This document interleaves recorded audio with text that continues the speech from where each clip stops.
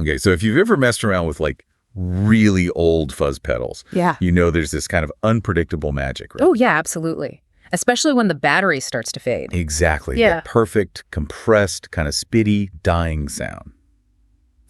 Well, today we're going to dig deep into a pedal that tries to capture that specific thing.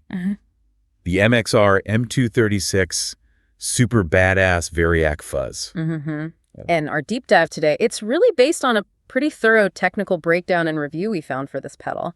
Right. And the mission really is to figure out how MXR's engineers took that notoriously unreliable dying battery sound, which is almost like the holy grail for some early fuzz tones, and somehow managed to put it under precise, repeatable control, all in an analog box, which is the impressive part. It's such a cool design problem, isn't it? Like, how do you bottle chaos? Yeah, exactly. And the answer they came up with seems to hinge on this one key feature, that variable starved voltage control. That's the heart of it. So instead of, hoping your battery drains down to just the right level or 5 volts or something. Right, which is totally random. They just give you a knob to dial it straight in. And that idea, that controlled instability that really defines this M236 pedal, it came out in 2020, part of MXR's Custom Badass series. Oh, yeah, the Custom Badass line. They're known for taking classic analog circuits and sort of souping them up, right? Yeah. More flexibility, more tones. Exactly. Giving players more options within that analog framework. I gotta say, the name Variac fuzz is pretty inspired. Because the Variac itself, that's the conceptual hook here. It really is. A Variac, for anyone maybe not familiar, it's basically a variable AC transformer used for like big industrial power stuff originally. But the famous connection, the one the source material points to, is Eddie Van Halen, right? Yep. Legend has it, EVH used a Variac to deliberately lower the voltage going into his big Marshall amps. To starve the tubes. Exactly. And doing that changed everything. The compression, the harmonics, the overall feel of the amp, that sag. So MXR took that concept, starving a big tube amp, and kind of flipped it on its head. They shrunk the idea down to intentionally starve this tiny fuzz circuit. It's a really clever adaptation, that inversion. Yeah. And it lets the player choose. Do you want that starved, saggy, spitty texture, as they put it? Or do you want to run it wide open for a really punchy, high headroom fuzz? It just opens up this huge spectrum of feel and response that, honestly, most single fuzz pedals just can't touch. Okay, let's unpack this a bit more. Before we get fully into the sounds, I want to stick with the core circuit design for a second, because that seems like where the real, technical cleverness is. Agreed. So the foundation is a 100% analog fuzz built around silicon transistors. Right. And using silicon, that's a strategic choice right there. Why silicon specifically? Well, silicon transistors are way more stable with temperature changes compared to, say, germanium. Ah, okay. Germanium fuzzes are notorious for sounding different depending on how hot the stage gets, right? Exactly. So silicon gives you a consistent baseline. Your sound isn't going to drift just because the room warmed up. It's reliable. Okay, reliable foundation. But the part that really jumped out at me from the source material, the technical puzzle, is the voltage range they achieved. The Variac knob, it adjusts the internal voltage going to the actual fuzz transistors. Yeah. And the range is huge. It goes from 5 volts all the way up to 15 volts. It's a massive sweep. Wait, 15 volts. The pedal itself, it just takes a standard 9-volt power supply, right? How are they getting 15 volts out of 9 volts in? Okay, yeah, that's where the smart engineering comes in. This isn't just a simple resistor bleeding off voltage. Right, it can't be if it's going above the input voltage. Exactly. To get that range, especially hitting 15 volts, the pedal has to use an internal charge pump or some kind of voltage boosting circuit. Ah, okay. Like you see in some delay or modulation pedals sometimes. Precisely. It takes that standard 9V input and basically boosts the internal headroom. So you can actually run those fuzz transistors wide open at 15V if you want. Wow. So it's not just starving the power, it's also optimizing and even boosting the power, all inside that little box. Yes, which, raises that interesting question you touched on earlier. Right. If the original goal was to capture the kind of unpredictable magic of a dying battery, why go through all this effort to make the circuit so perfectly predictable and controlled? Doesn't that kind of defeat the purpose? Or at least the romance of the chaos? Well, that's the tension in modern analog design, isn't it? The difference between, like, A happy accident you stumble upon once, and a reliable, repeatable tone you can actually use consistently. Yeah, the studio versus the garage kind of thing. Exactly. And the genius move here, the key insight, according to the technical breakdown, is how they regulate that voltage. It's not just a simple pot. Okay. The source material says the circuit regulates the internal voltage, feeding the transistors using a variable resistor network, sure, but critically also involving a Zener diode. Ah, okay. Regulation. Why is that specific detail, the Zener diode regulation? Why does that matter so much to the player, to the sound? Because it's the difference between musical, controllable sag and just random, unpredictable noise or failure. Right. See, if you were just letting a real battery die, the bias point of the transistors would drift all over the place. The sound would sputter out randomly, change day to day. The tone you loved yesterday is gone today. Exactly. But by using this regulated network with the Zener diode, when you set that Variac knob to, say, 6.5 volts, that voltage is stable, it's reliable, and importantly, the transistor bias is correct for operation at that specific voltage. Gotcha. So it ensures that even when it's sputtering musically and consistently. Yes, it turns what could be just a noise generator into a precision tool. You get the sound of instability, but with actual engineering consistency. You can trust it take after take, gig after gig. That's really studio-grade thinking applied to, well, fuzz chaos. Totally. And while that Variac knob is definitely the star of the show, the other controls play a big role too, and they interact heavily with that voltage setting. Okay, so what else have we got? There's a fuzz knob. Right, standard gain or sustained control. But its effect really changes depending on the Variac setting. At 14V, cranking the fuzz gives you this massive, tight, saturated sound. But if you drop the Variac down to 6V, that same fuzz setting might make the sound more gated, more compressed, spittier. Interesting. And the tone control. That looks like a pretty standard passive filter. It is. Simple, but effective. Controls the high-frequency roll-off. You turn it counterclockwise. It gets darker, woollier, maybe emulating some older scooped fuzz sounds. Like those old germanium vibes. Yeah. And then clockwise, it lets more treble through, gets brighter, raspier. Good for cutting through a dense mix. And that output knob seems really important here, too. Oh, absolutely crucial. Because when you starve a circuit that much, the actual volume level must drop quite a bit, right? Drastically, yeah. So the output control needs plenty of range, plenty of headroom to boost that signal back up to unity gain, or even louder, especially at those really low, spitty voltage settings. Keeps the sound usable.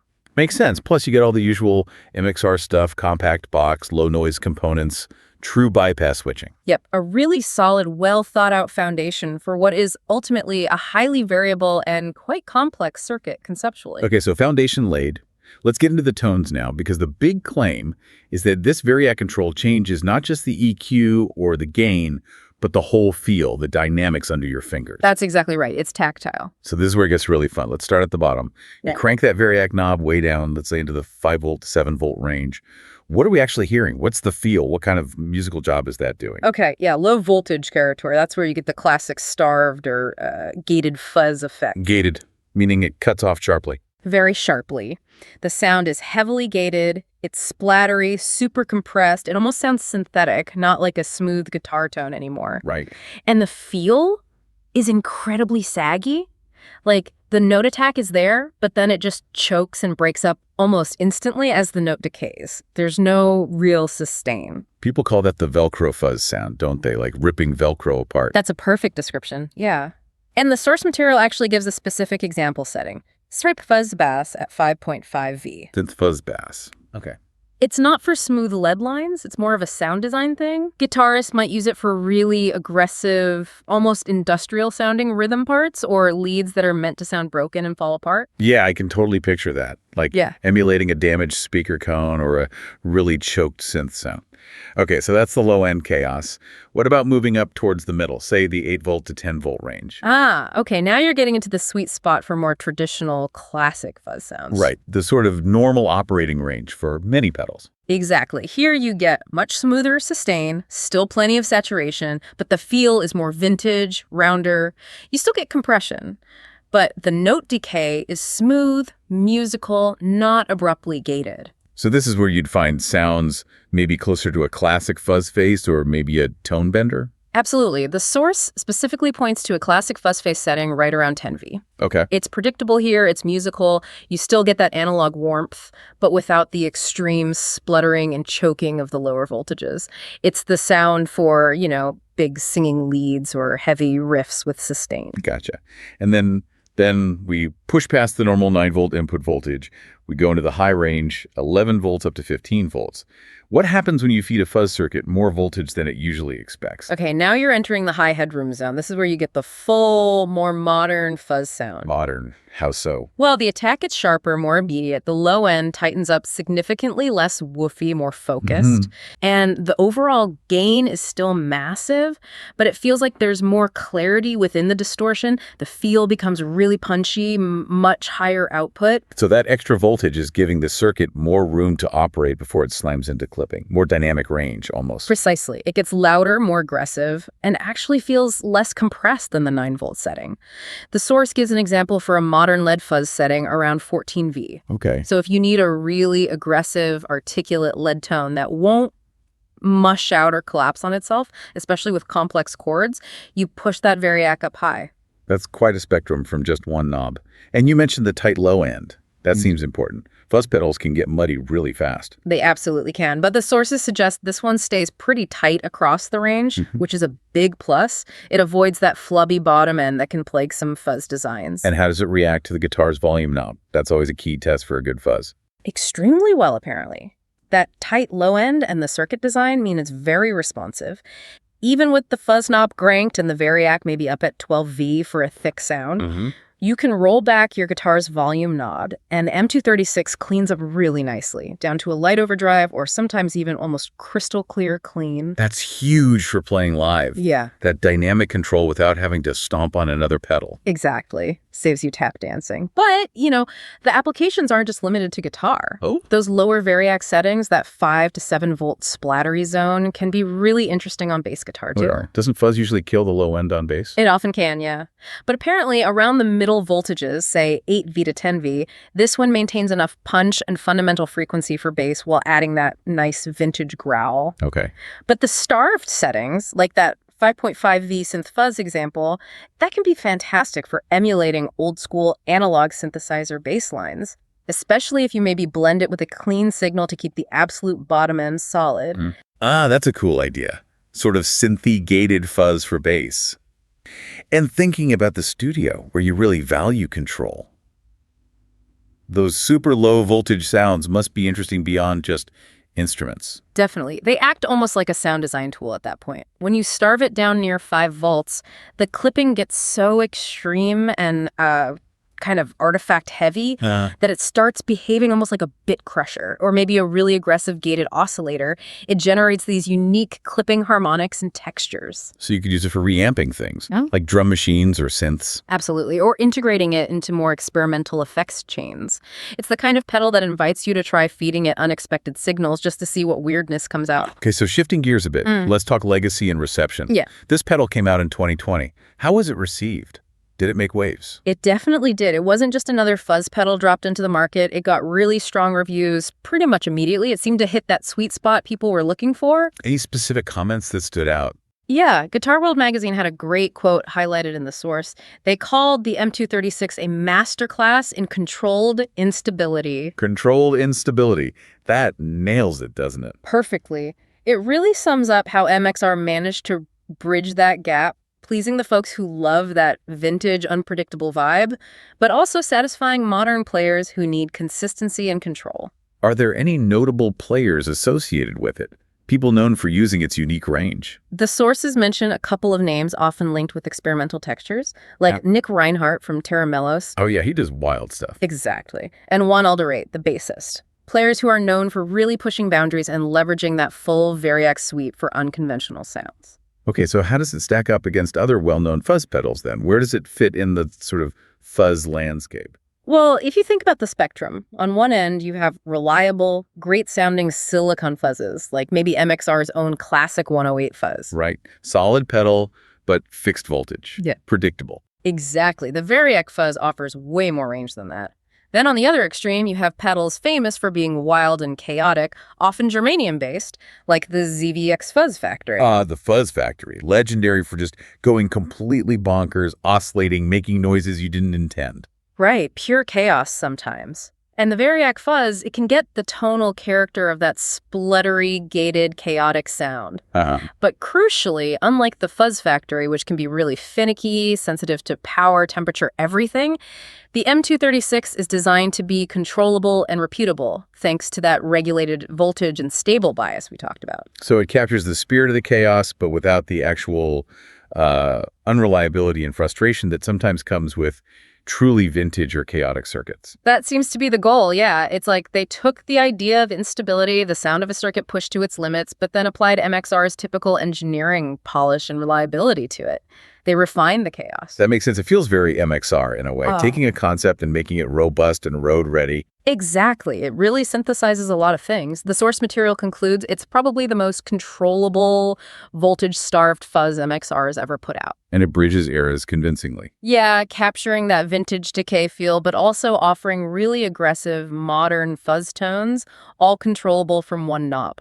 So, wrapping this up, what's the big takeaway for you, to the listener maybe thinking about fuzz? What were the core innovations here that make this pedal stand out? I think it boils down to maybe three key things. First, just bringing that precise regulated voltage control into MXR's main analog fuzz lineup. That was a big step. The control aspect. Second, its genuine ability to bridge sonic eras. It can sound convincingly like a dying vintage fuzz 1 minute and then like a tight high gain modern fuzz the next. That versatility is huge. Okay. And third, because of that regulated stability, it offers truly studio-ready dynamics. The sound you dial in at, say, 6.5 volts today is the same sound you'll get tomorrow. It's predictable, repeatable, stable. So MXR definitely hit their target. Maximizing the tonal range by giving the player this deep control over the internal voltage. You can dial in pretty much any fuzz texture from, high output and cleans up well, all the way down to that gated, spitty, dying battery sound, and then crucially lock it in. That's the achievement, yes. But it leads to a really interesting final thought, doesn't it? How so? Well, the M236 successfully makes those dying battery sounds predictable and repeatable. It removes the random element, the happy accident, entirely. Right. Control is the name of the game. But we know that for many players, a huge part of the allure, the magic of original vintage fuzz was precisely that unpredictability, that slight chaos, the risk that your perfect sound might just vanish mid-solo because the battery dipped too low. Yeah, the danger factor. Exactly. So the question becomes, is achieving total control over that instability and making it perfectly repeatable, is that a necessary evolution for modern players who demand consistency above all else? Or does completely eliminating that random element, that risk, actually sacrifice a tiny piece of the original chaotic magic that made fuzz so exciting in the first place? That's a great question. It's that fundamental tension in designing gear based on old quirks. What's the right balance between embracing the chaos and demanding absolute control? Is the perfectly engineered, repeatable sputter truly better than the lucky lightning-in-a-bottle sputter you stumbled upon once? Something definitely worth thinking about next time you stomp on a fuzz pedal. Thanks for digging into this one with us.